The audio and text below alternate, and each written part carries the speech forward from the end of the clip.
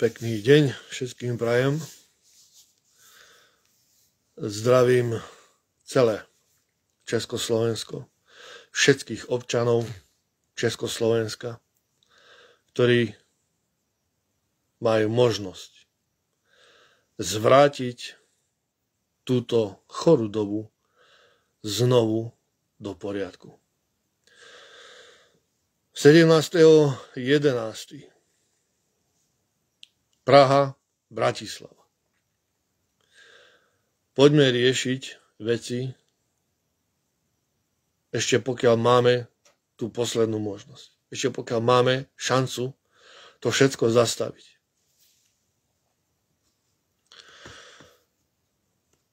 Toto video bude také krátke, pretože nie je čo riešiť, pretože ľudia si vybrali vo voľbách to, čo si vybrali. A teraz nasleduje presne to, čo sa bude diať, na čo som upozorňoval do nekonečna. Bude sa to diať presne kvôli tomu, pretože ľudia sa vzdali vlastnej zodpovednosti, vzdali sa vlastnej šance všetko zmeniť, pretože tu treba zmeniť celý systém od samého začiatku.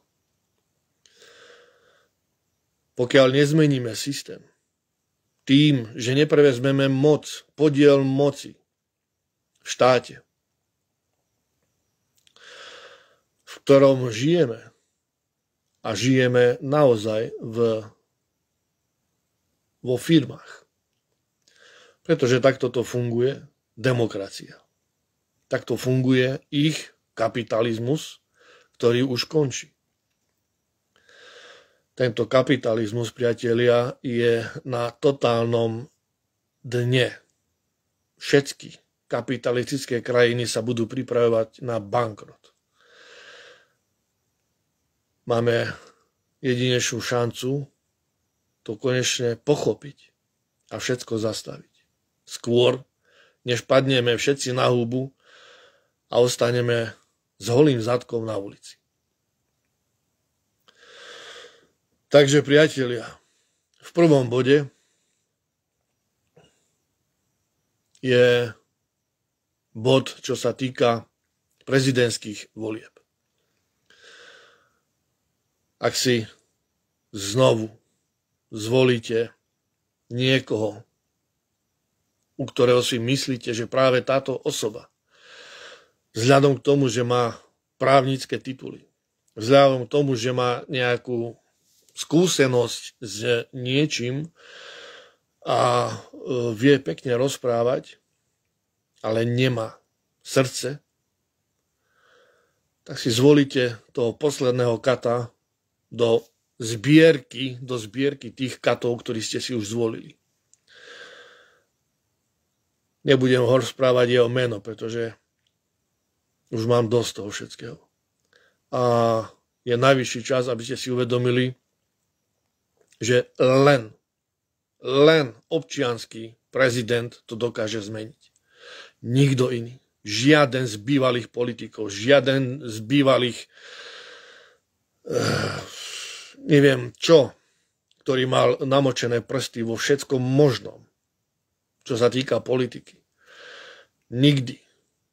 A to vám už nemám ako ešte ďalej rozprávať, že nikdy žiaden z politikov za občanov Československa bojovať nebude. Nikdy. Ak máme sa konečne postaviť na vlastné nohy, musíme si zvoliť prezidenta z nás, občanov Československa. Nie takých, ktorí tvrdia, že sme Slovenská republika, že sme Česká republika. A inak to nebude. Nie. Presne uvedomelého človeka, ktorý vie, že sme naozaj Československom, že sme naozaj všetci Čechoslováci a žijeme v klamstve a podvode v Matrixe od 89. roku. Takže vy všetci, ktorí ešte máte všetkých 5 pohromade, lebo už ja neviem, ako vás mám nazvať, a zúčastnite sa prezidentských volieb a budete voliť tých, ktorí sa vám budú ponúkať skrze svojich úspechov a titulov, ktorých majú, a politických zabezpečení a zaskupení, ktoré majú, keď si toto zvolíte, ste skončili. Ako národ ste skončili. Buďte na to pripravení. Jediná voľba je občiansky prezident. Jediná. Druhá z automatických riešení je celoslovenský občiansky snem a celočeský občiansky snem. My to musíme dať všetko dohromady. My to musíme sceliť a znovu zjednotiť. Iba takto dokážeme stáť na vlastných nohách, iba takto sa vyhneme diktatúre z Bruselu, ktorá už je. Takže, ako som vám rozprával, ilúzia a la Huliak a Čaputová bola znovu len ilúzia. Vy ste na to skočili všetci. Pretože nič iné sa tu nedialo, len na sociálnych sieťach ste to rozoberali, ale toto, ale tamto a toto a tamto. Vedia presne, v čom majú na vašu myseľ zaútočiť, vedia veľmi presne, ako vás naprogramovať tým smerom, ktorým oni potrebujú, aby ste išli. Takto to je. Manipulácia vašej mysle. Keď sa konečne začnete spamätávať a očistíte si oči, jednoducho, aby ste videli za tú oponu, prídete na to, že v pozadí tej opony sa podpisovali zákony pre VHO. Čuduj sa svete, že? Ako to chodí. Takže agenda 2040, tak ako sa pán Pellegrini vyjadril, že ak Slovákom nie je vhodná agenda 2030 a nechceli sme sa dávať, zaočkovať a špárať si v nose, nuž teda skáčeme do agendy 2040. A prvou z týchto vecí je táto reportáž a k tomu vám poviem osobnú skúsenosť, ktorú som si za tú dobu, čo som sa neozýval, overil sám osobne. Tak si poďme vypočuť.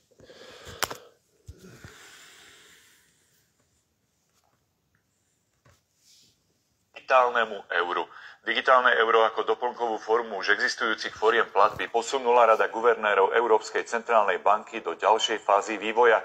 Európa chce týmto spôsobom posilniť svoju odolnosť a fungovanie v čoraz viac digitálnejšom svete. Digitálne euro je nová platobná metóda, ktorá bude v sebe zahŕňať platbu kartou, ale aj platbu cez internet. Užívateľ nebude prechádzať na platobnú bránu, čo zjednoduší nielen prevod peňazí v obchodoch a v zahraničí, ale aj pri platbách medzi užívateľmi. No, takže nebudem púšťať celú túto reportáž, si môžete pozrieť na Facebooku a všade, kade sa to podávalo. Takže digitálne euro. Digitalizácia sa spúšťa na plný plyn, priatelia, na plný plyn. A teraz vám poviem presne to ich vyjadrenie kvôli tej hotovosti a tak ďalej, aby sme sa nemuseli zaťažovať s nejakou hotovosťou. No už je to už bohovsky vymyslené a vrcholí to, doslova to vrcholí. Takže v poslednú dobu nerobil som nič iné, len to, že som si overoval fakta a údaje. Všetkým pobočkám, ktoré sú tu napríklad Slovenská šporiteľňa, konkrétne Slovenská šporiteľňa, všetky pobočky už nemajú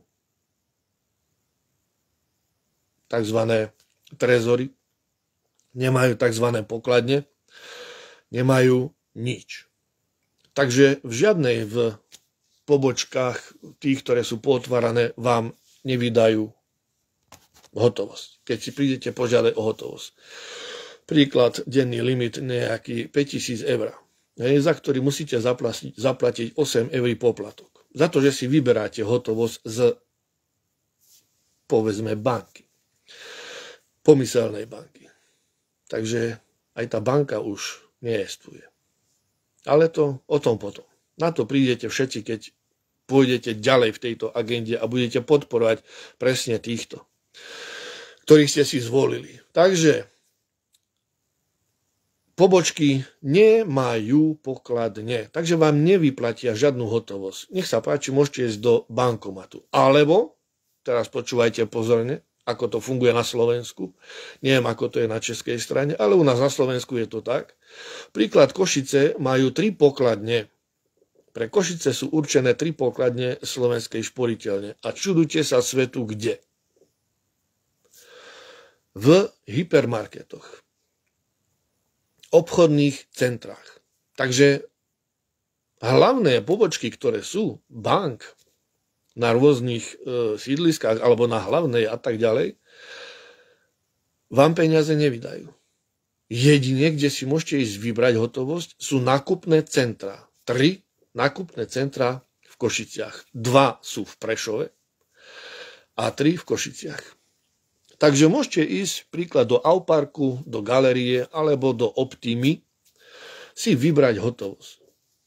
Dáva to nejakú logiku? Ja sa vás pýtam. Má to nejaký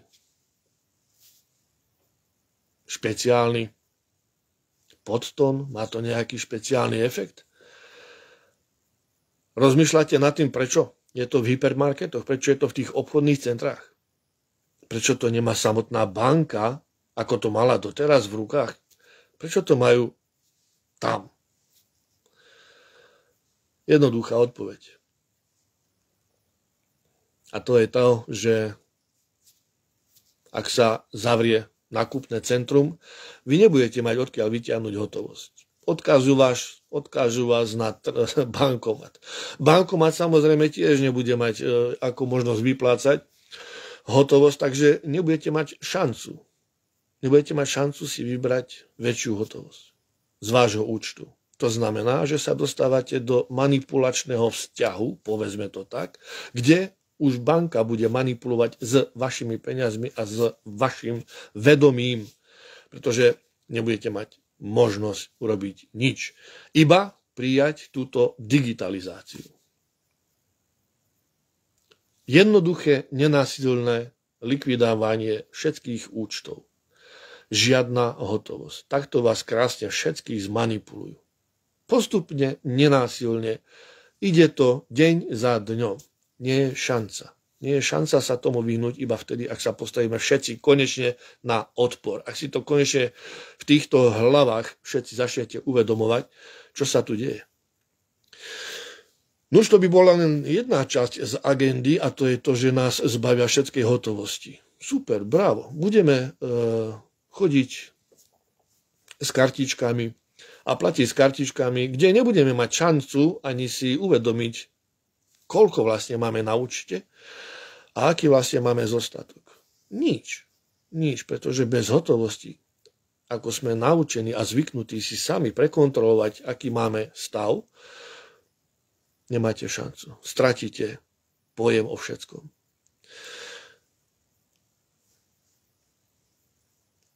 No, jedna z vecí agendy 2040. Druhá z vecí agendy 2040 v Košiciach začína sa premávať električka, ktorá je zvýraznená farbami a nápismi Prvá pomoc. Záchranná služba. Je to električka. Presne tak urobená ako sanitka. Samotná ministerka, ktorá teraz nastúpila, sa nechala verejne reklamou zabodať 4. dávkou, lebo jej to chutí, má také šmakotinky, jej to veľmi zachutilo, tak si dala ripnúť ďalšiu 4. dávku. A samozrejme, tak nenápadne manipuláciou mozgov prilákať ďalších, ktorí by mali záujem sa o tomto nejak porozprávať priamo s týmito aplikantmi tejto biochemickej zbrane. Ale fajn. Ide to tak pekne, nenápadne, nenásilne Môžete aj to, môžete aj tamto, nemusíte, ale môžete. No už samozrejme, až to neurobíte, čaká vás trest. To je agenda 2040. Lebo agenda 2030 bola o násilnom, ak sa povie, donúcovacom prostriedku, kde si nás otestovali a našu psychiku jednoducho sa snažili zmanipulovať tak, aby sme pod rúškom strachu im na to naleteli a nechali sa zabodať s týmto turbom, ktoré tam mali pre všetkých pripravené. Nevyšlo, majú plán B. Nenásilné, ale tým pádom, ak sa nebude niekto chcieť očkovať, nebude mať také výhody, ako je napríklad prevod peňazí alebo výber z bankomatu. Ja neviem. Alebo povedia, že nejaké ošetrenia, ktoré by ste mali ako absolvovať, budete si musieť spoplatniť, pretože nie ste očkovaní. Chápete, o čo sa tu jedná? Nenásilné manipulácia, nenásilná manipulácia s vašim myslením. Budú sa snažiť vás všetkých zlomiť.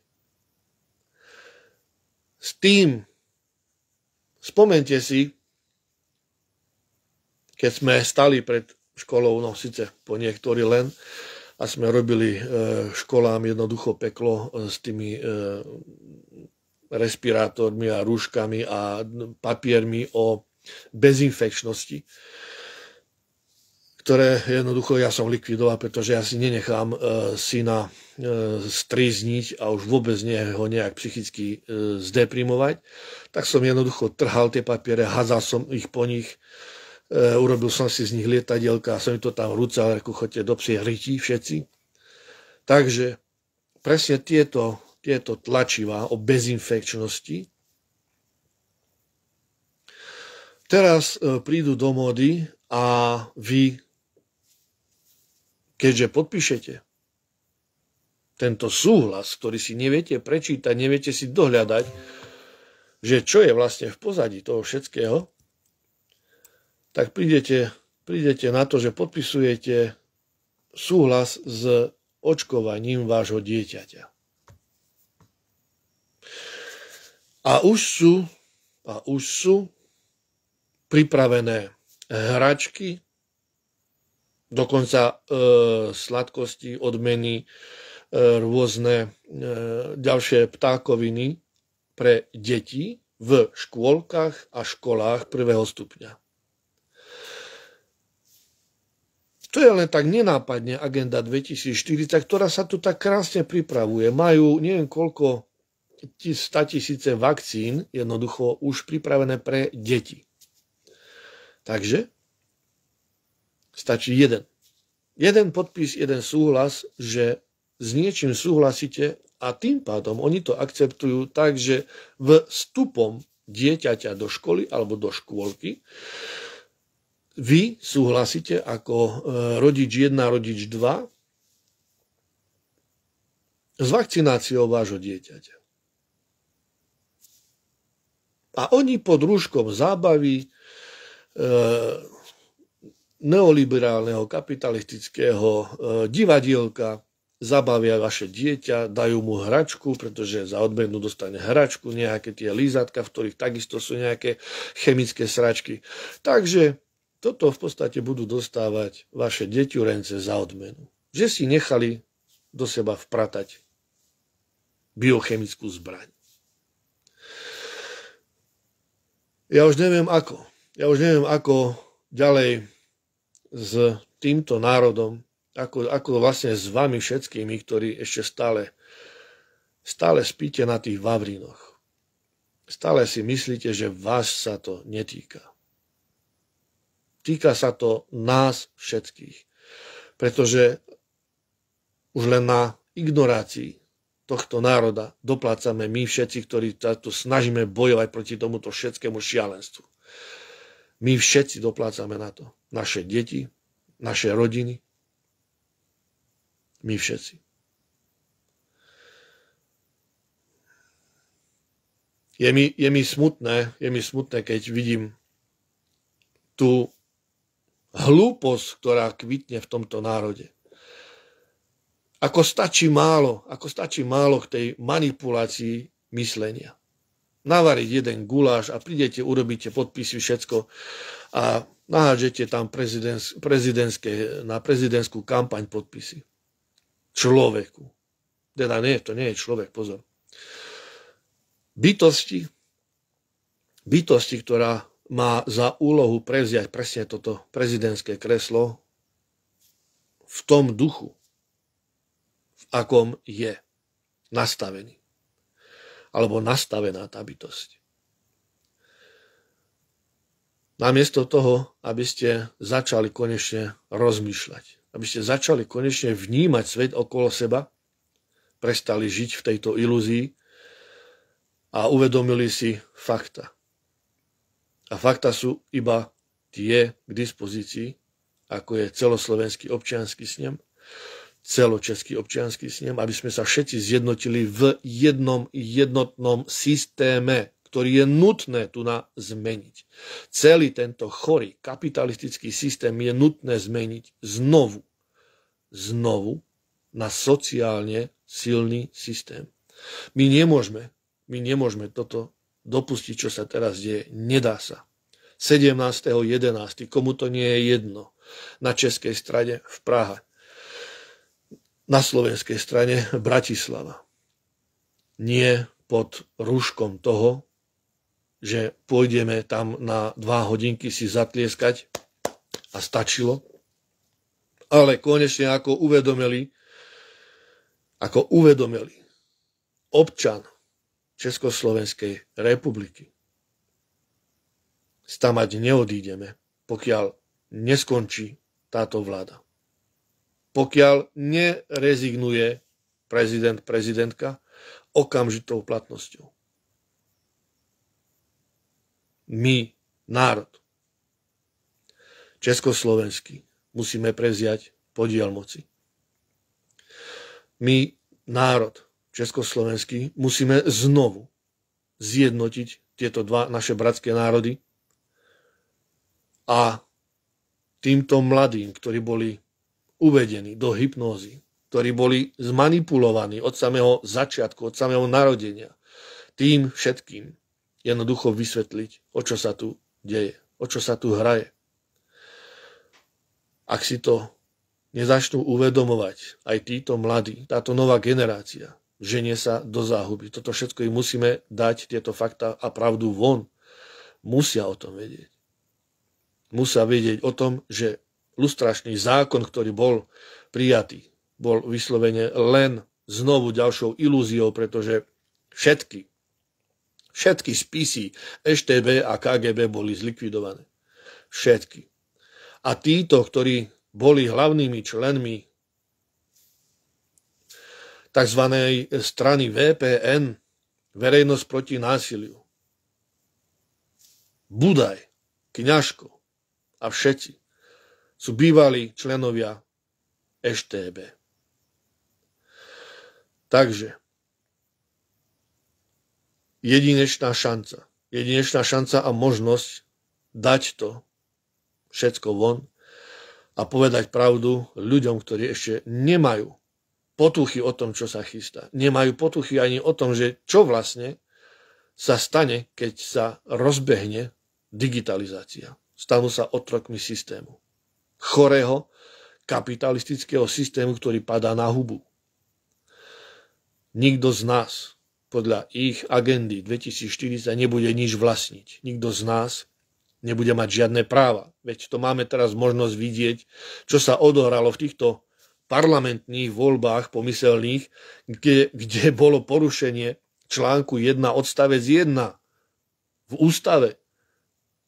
Žiadna z týchto politických strán tam nemala čo robiť, ktorá má v sebe jednoducho ideológiu LGBTI alebo náboženstvo. Čiže strana KDH tam nemá čo robiť. SAS, Progresívne Slovensko a ďalší tam nemajú čo robiť. Ako je to možné? Uvažujte všetci teraz normálne, vážne, uvažujte nad tým, ako je to vlastne možné, veď tu sa porušuje ústava Slovenskej republiky. A teraz je otázka, prečo sa vlastne porušuje? Pretože nie je platná. Nie je platná. Ústavu Slovenskej republiky nepodpísal žiaden prezident. Pri jej zrode nepodpísal žiaden prezident. To znamená, že Ústava Slovenskej republiky je neplatná, tak ako samotná Slovenská republika je neplatná. Pretože sme stále občanmi Československa. A stále sme Československom. Preto si robia, čo chcú, preto si tam budú sami seba doplňať a svojich ďalších ľudí doplňať len preto, aby dokázali dotiahnuť celú túto agendu až do samotného konca, za ktorú už dostali dávno zaplatené a budú brať ďalšie peniaze. Vy si naozaj myslíte, že oni pôjdu teraz proti sebe? Aby to tak bolo, priatelia, tak ako prvé, ten, ktorému ste najviac dôverovali, a ja poviem to rovno per huba, Robovi Ficovi, tak on ako prvý by zaútočil na protiústavnosť týchto volieb a vyhlásil by nové. Zakázal by týmto subjektom a dal by ich odstrániť, tieto subjekty, ktoré majú v stanovách ideológiu a náboženstvo. Dal by ich jednoducho zrušiť z registra. Nemajú tam čo robiť.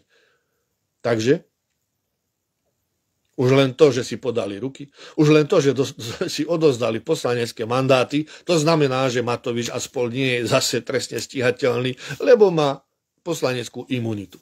Dochádza vám to?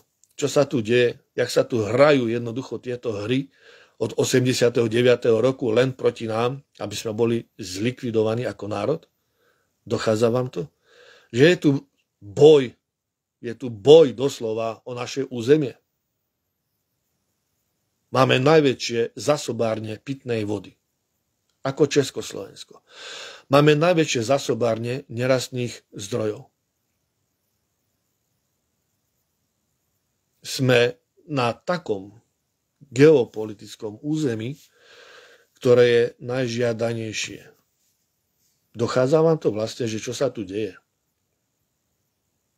Že títo, ktorí ste si mysleli, že budeme si voliť menšie zlo, tak títo nás dostanú z tohto von, nedostanú. Oni túto agendu dotiahnu do konca. Všetci idú ruka v ruke. Všetci.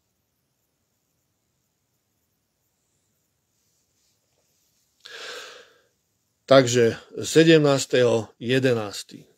Priatelia, je to symbolický dátum, kedy oni naplánovali prevrat v Československu a my, ako Čechoslováci, by sme si mali symbolicky vziať späť naše právo, naše ústavné právo, naše občianske právo a ako najvážnejší dôvod tohto stretnutia bude našu štátnosť Československu, pretože my štátnosť nemáme.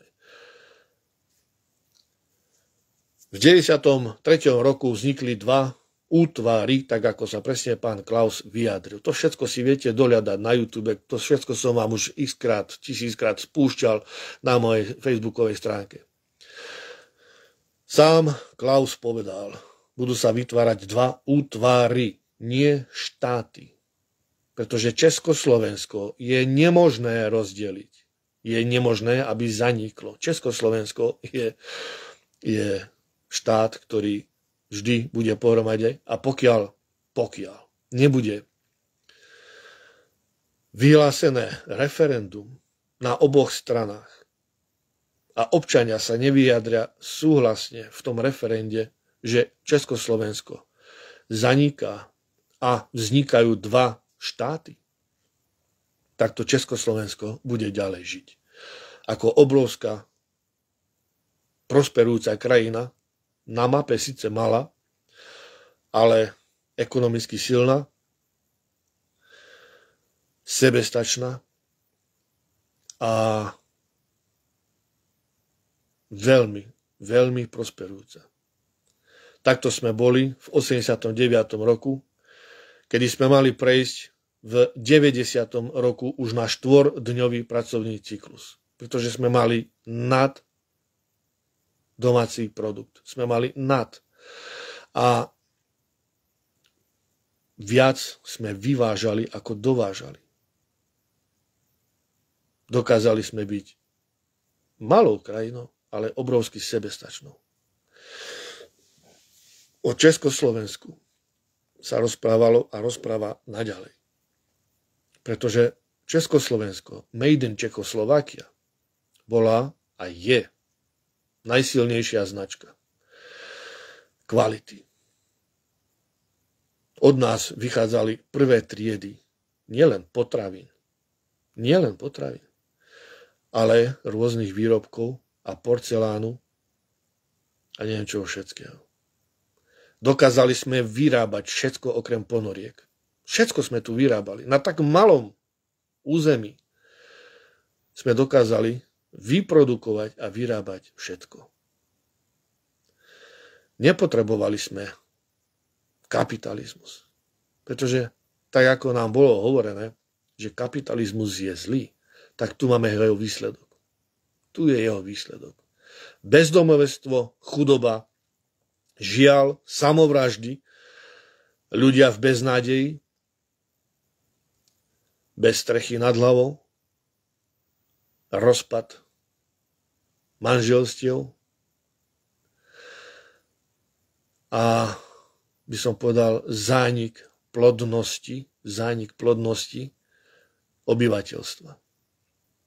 Pretože keď sme žili v Československu, poväčšinou ako ja, dieťa, som si všímal, že bežná rodina mala 2-3 deti. To bolo bežné, 4. Dnes vidíte rodinu, ktorá má 1 dieťa a aj to už je pre nich veľkou záťažou.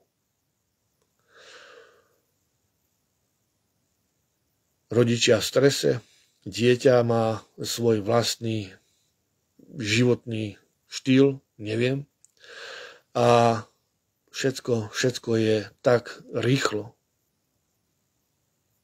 deprimujúce, stresujúce, psychicky zaťažujúce, že je najvyšší čas s tým skoncovať. Je najvyšší čas skončiť s týmto posratým kapitalizmom a je najvyšší čas prevziať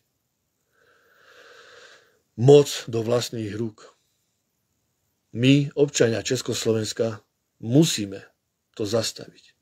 Musíme prevziať podiel moci nad vlastnou krajinou, pretože ak to neurobíme, rútime sa do priepaste, do šialenej priepaste, z ktorej už nebude návratu. Pozrite sa v Amerike, tej úžasnej Amerike, čo sa deje. Ich kapitalizmus ako dopadol. Ľudia sú na uliciach, sú na drogách, skapínajú tam, ohľade, osmede, nemajú lekárskú starostlivosť, nič. Domy sú prázdne. Prečo? Toto je kapitalizmus, toto je ten hyenizmus týchto multimilionárov. Tomu musíme zabrániť. Pretože až to nezastavíme a 17.11., keď sa nezúčastníme všetci do jedného, bez výhovoriek, ja mám chromú nohu, bez výhovoriek toho, že mne je zle a neviem čo, alebo ja nemôžem, lebo mám prácu. Nie. 17.11. Všetci povinne. Toto nie je o tom, že tam prídeme na 2 hodiny ťapky. Nie. 17.11. sa tam stretneme a neodídeme dovtedy, pokiaľ nerezignuje táto vláda a pokiaľ nerezignuje samotná prezidentka. A v Čechách prezident. Musíme ako národ zastaviť tento kapitalistický, zhnitý, chorý systém a nastaviť nový systém. Začať vytvárať spoločnosť, ktorá je morálna, ktorá nie je psychicky narušená a ktorá bude prosperujúca, zdravá a prosperujúca. Preč s týmito vakcínami, preč s týmito jedmi v týchto tabletách a v potravinách. Toto všetko musíme zastaviť. A znovu začať produkovať vlastnú produkciu potravín, zdravú a prvej triedy. znovu dávať deťom nie biochemické zbranie do ramena, alebo do nosa, ako sú teraz nosové vakcíny, spreji, ale tak, ako sme dostávali my všetky vitamíny, keď prišlo akože chrípkové obdobie, tak sme dostávali B-komplex, C-čka, kalcium a neviem, s čím všetkým nás napratali, ešte aj ryby, olej sa dobre pamätám, ešte aj toto sme dostávali na kosti. Takže asi preto nás chcú vykinožiť a nevedia nás vykinožiť, lebo sme takto od socializmu v kondičke. A tu je ten ich problém. Pretože Anglosásov veľmi rýchlo porazilo. Z ostatných kapitalistických krajín tiež veľmi rýchlo porazilo. Ale Slovákov, alebo respektíve takto Čechoslovákov nedokážu tak skoro poraziť. Pretože máme v sebe tuhý koreň, ako sa hovorí. A ja pevne verím, že teraz všetci jednotne zmeníme tento chorý systém kapitalizmu a prevezmeme podiel moci do rúk. Začneme znovu, ako som vravel, deťom dávať vitamínové balíčky, nie biochemické zbranie do ramien a už vôbec nie vo forme spreju do nosa. Žiadne vakcíny, žiadne mRNA látky, nič. Všetko preč z územia Československa, okamžite to zlikvidovať. A tí, ktorí chcú si tie šmakotinky vychutnávať, nech sa páči vytvoriť im nejaké územie, kde si to budú môcť vychutnať. Nech si to napratávajú aj každý jeden deň, mne to jedno. Ale odmietam to. Odmietam to, aby to bolo na území Československa. Odmietam jednoducho tento biochemický vražebný postup ďalej, aby sa uplatňoval medzi ľuďmi. Buďme teda konečne všetci zodpovední. Teraz, aspoň jeden jediný krát pochopme závažnosť tejto situácie a 17.11. Všetci príďte tam. Príďte do Bratislavy. Príďte na to námestie. A jednoducho neodídeme tam, aj pokiaľ nerezignuje táto banda prašivých psov, vrátane ich riaditeľky toho manažmentu. Je najvyšší čas zvoliť si prezidenta z občianskeho zastúpenia. Človeka, ktorý je obyčajný pracovnícka trieda. Žiaden tituly vpredu ani vzadu, nič. Na čo? Nie je nutné. Nie je nutné. Treba tam mať človeka, ktorý bude pre ten národ aj niečo robiť, ktorý ten národ bude brániť a hájiť ako má. Tak, ako to robí príklad Viktor Orbán, ktorý jednoducho nenechá ani jednu z týchto sračiek jednoducho na území Maďarska. Nenechá likvidovať svoj národ, nenechá jednoducho už nič z tohto prehnitého kapitalizmu, aby sa tam rozširoval. Takže poďme, priatelia. 17.11. Nie na 2 hodiny. Pripravte sa, že tam budeme aj týždeň, mne je to jedno. Ale zastavíme tento chorý systém konečne. Tak ako som vás vyzýval pred 3 rokmi, keď som vás vyzýval na odpor 32, aby ste podali, aby sme prišli zastaviť tento systém, aby nikto z nás neišiel do práce a tým pádom oni nebudú mať žiaden príjem. Nebudú mať možnosť za čo nakupovať. Chápete? O čo sa tu jedná? Nebudú mať možnosť z čoho platiť. Nič. V Turánu končí. Končí všetko. Chápete? Iba takto to dokážeme urobiť. Samozrejme, pani Mária, v agende 2040 sú aj 15-minútové mesta, veď to má všetko s tým súvislosť. Izrael, ďalšia clona, ktorá je tu pred nás predstieraná, tak ako bola Ukrajina, vojna na Ukrajine a bla bla bla bla bla. Teraz je to momentálne vojenský akt v Izraeli a Palestíne. Ja viem o Palestíne, mám tam priateľov a viem, čo sa tam deje. Ale to, čo sa prezentuje v mainstreamových médiách, je vyslovene len na to, aby mohli spustiť ďalší článok agendy 2040 a to je to, že budú obmedzené zdroje palív. takže benzín a naftu si nekúpite. Budete mať ju na prídel, tak ako to je v tej agende 2040, len si ju treba načítať. Všetko tam máte. Nebudeme mať pohonné hmoty, jednoducho, budú len na prídel. Aj to len pre rodinu, alebo neviem, jak to tam je presne napísané, treba si to prečítať. Neviem, koľko litrov na týždeň, aby ste sa dostali z bodu A do bodu B, ale žiadne iné vychádzky nebudete mať. Takže, nech sa páči, tam máte pripravené tzv. Cyklotrasy a elektrokolobežky a takéto ptákoviny, ktoré vám už pripravili dopredu. Chápete? To nie je rozmar, ale oni vám to pripravili všetko dopredu, pretože pohonné hmoty nebudú a už vám neostáva nič iné, keďže pôjdeme do digitalizácie, len si zoberiete mobil, naťukajte si aplikáciu, prenajmete si elektrickú kolobežku alebo elektrický skúter, aby ste sa dostali do práce, do zamestnania. No samozrejme, keď budú 15-minútové mesta, už nepotrebujete žiadne auto a už vám postačí aj tie elektrické kolobežky alebo bicykle a to je v podstate všetko. V 15-minútovom meste logicky nebudete mať všetci prácu. Pripravte sa na to. Ďalšia z vecí, parkovné, Košičania, gratulujem vám, bravo. Takúto sumu za parkovanie nemá ani New York a to je len začiatok, pretože ešte vás čaká, myslím, že tam je 70 € rezidenčná karta. Každý jeden z vás, ktorý máte auta, a parkujete pred bytovkou, každý jeden z vás bude platiť 70 € kartu rezidenčnú, poplatok za parkovanie, alebo hodinové parkovanie 3 €.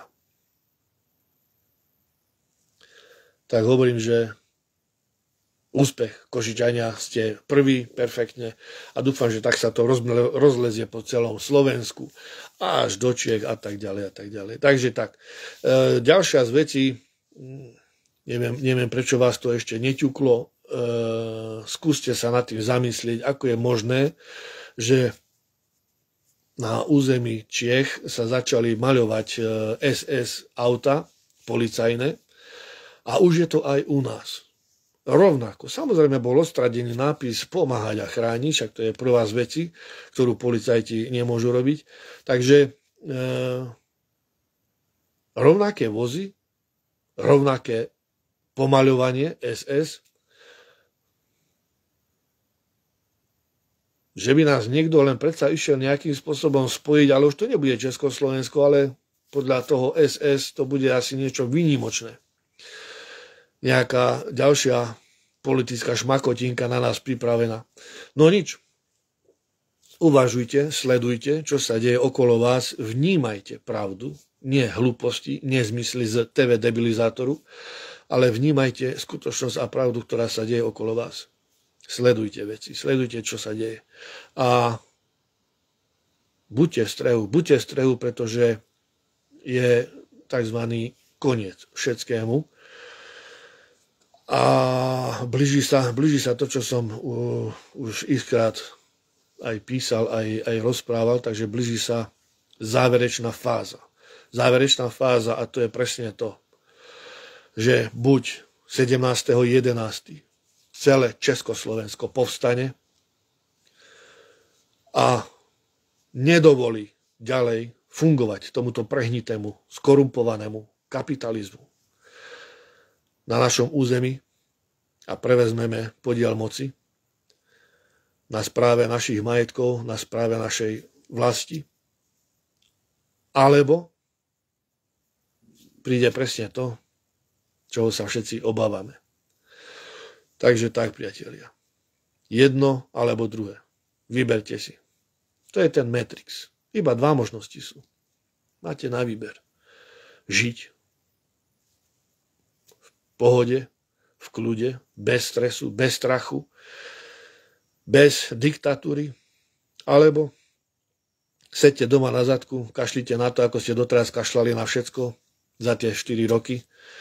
Vám bolo úplne jedno, len ste si tu písali na Facebooku a blá, blá, blá, na sociálnych sieťach, samé keci, dristy, nezmysly a nikto z vás nepohol sa so zadkom z toho gauča. Každému z vás to bolo jedno, len ste si čerpali informácie a pripravovali ste sa na to, že čo ak náhodou by niečomu takémuto došlo. Potom ste boli schopní to kritizovať, lebo to bolo v predstihu povedané. Namiesto toho, aby ste poďakovali, tak ste boli vulgárni voči takým, akom som ja a ďalším, ktorí jednoducho vás na to všetko pripravujeme. Nikto za vás, toto si zapamätajte, nikto za vás vojnu nevyhrá. Nikto.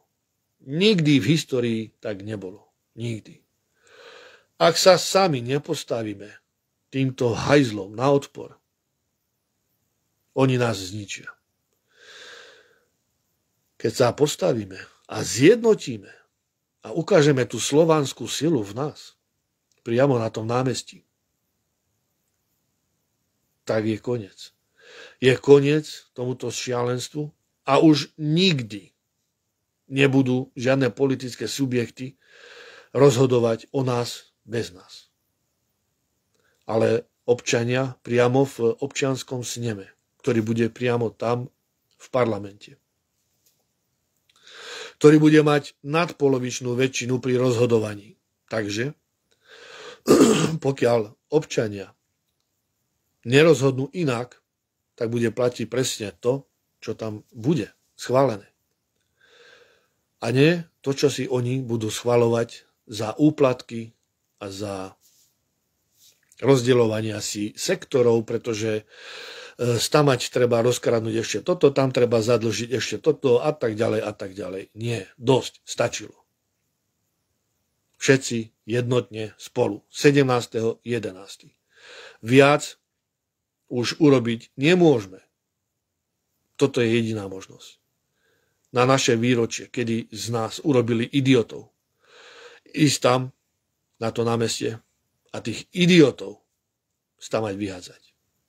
Je koniec hry. Až toto neurobíme, nemá význam vôbec ďalej ešte niečo robiť. Nemá význam už vôbec ani do ničoho sa púšťať. V tú ránu sme skončili. Toto si uvedomte. Sme skončili, pretože všetko nám zoberú. Všetko. A ako jedinec sa neubraníš. Tým, že sa zabarikadujete v byte alebo v dome, myslíte, že si pomôžete. Nepomôžete si nijak. Len v jednote je sila. A toto musíte pochopiť všetci. Môže byť silný bouchač, aký chce. Môžete mať zbrane, koľko chcete. Nepomôže vám nič. Nepomôže vám nič. Tak toto skúšali aj na Ukrajine sa brániť, tak toto skúšali aj naši predkovia sa brániť. Jednoducho vám nepomôže nič. Musíme pochopiť jednu základnú vec. Tak, ako to pochopili partizáni, že v jednote je sila. Ináč sa to nedá. Musíme sa zjednotiť. Všetci. Všetci Čechoslováci sa musíme zjednotiť. Nemôžeme sa hrať teraz na hrdých Slovákov alebo na hrdých Čechov. Sme Čechoslováci. A ak budeme sa ďalej rozdielovať, oni nás rozbijú úplne. Niet inej možnosti, niet inej voľby. Musíme zjednotiť naše Československo. 17.11. Znovu opakujem, v Bratislave na námestí. Buď alebo. Buď to dokážeme, alebo sme prehrali. A sme skončili. Definitívne sme skončili. Príde ich digitalizácia, zbavia vás všetkých občianskych práv, zbavia vás všetkého majetku, ktorý máte, pretože to je agenda 2040. Nič nebudete vlastniť, nič nebudete mať, nebudete nikým, rozumiete? Nebudete jestvovať. Majú oni potom právo čokoľvek sa im zamanie s vami urobiť, s vašimi deťmi urobiť, nebudete mať šancu obhajiť. A bojovať sám proti 40 000 vojakom, to nedáš. To nedáš. Takže buď sa zjednotíme, alebo potom je koniec všetkému a môžeme ísť rovno skočiť a nečakať na to, kedy nás oni tam hodia. Takže tak. Krásny deň vám prajem, priatelia. Stretneme sa 17.11. v Bratislave na námestí. To je moje posledné vysielanie. Ahoj.